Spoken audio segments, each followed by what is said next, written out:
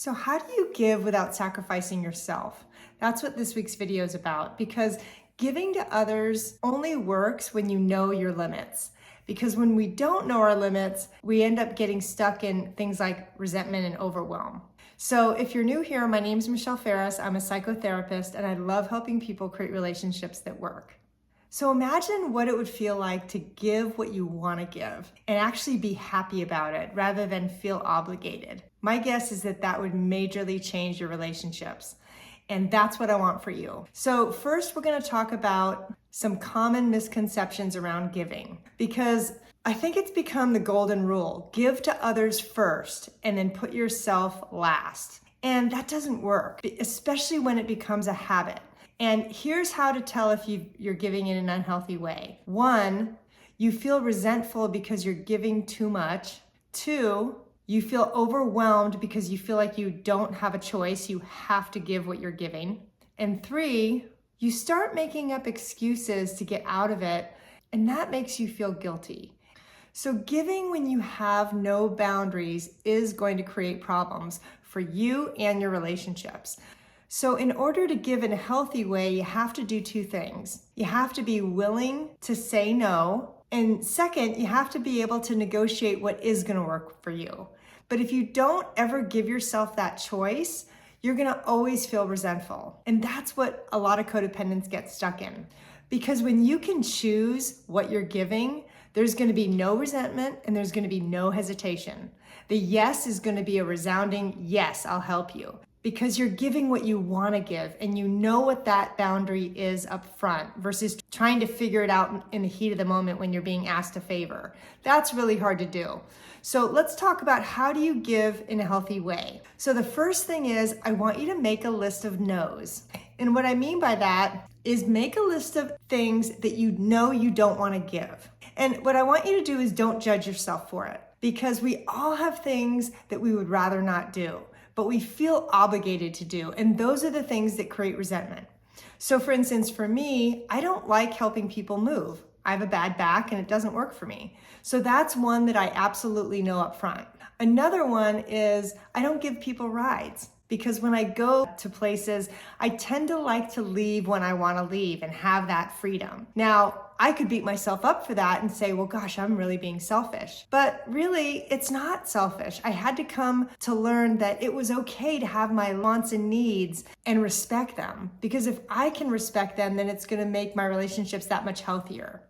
Now, what this is going to do when you make your list of no's is it's going to help you know your boundary up front. So when somebody asks you something, you're going to automatically know, oh, that's on my no list. So I know what to say. Now, I'm not saying this is easy. Now, you're probably going to need to use some self-talk, like it's okay to say no. That doesn't mean you're selfish or self-centered, because it doesn't. But those personal preferences you have are the way you honor yourself, because they're your own personal boundaries.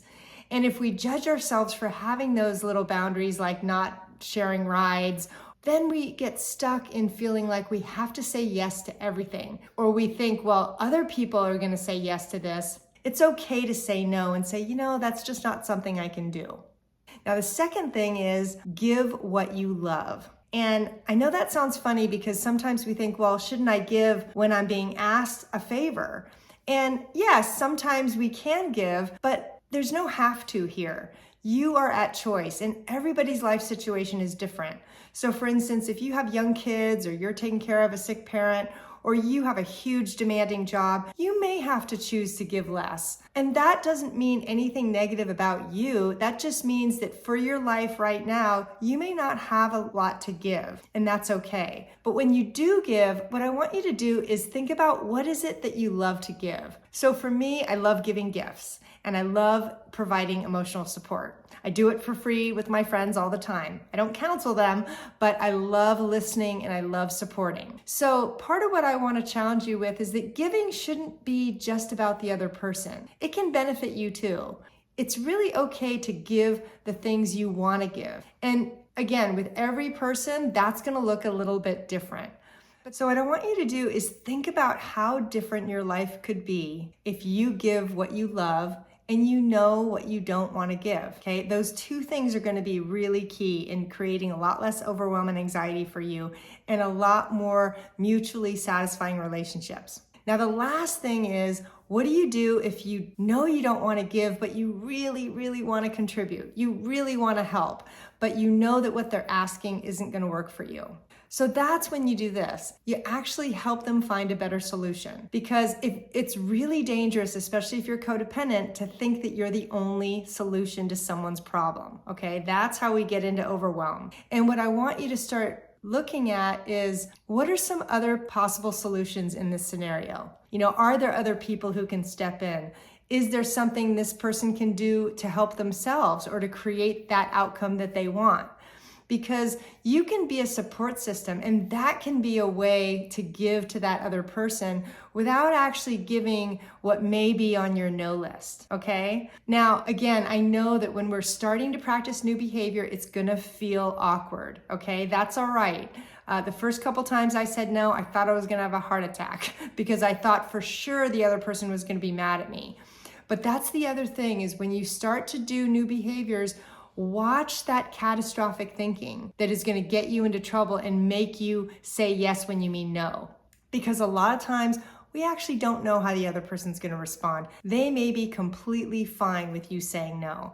But what's more important is that you need to be fine with saying no and giving what you want to give versus what you feel you have to give. I really noticed there's a connection between setting boundaries and low self-esteem.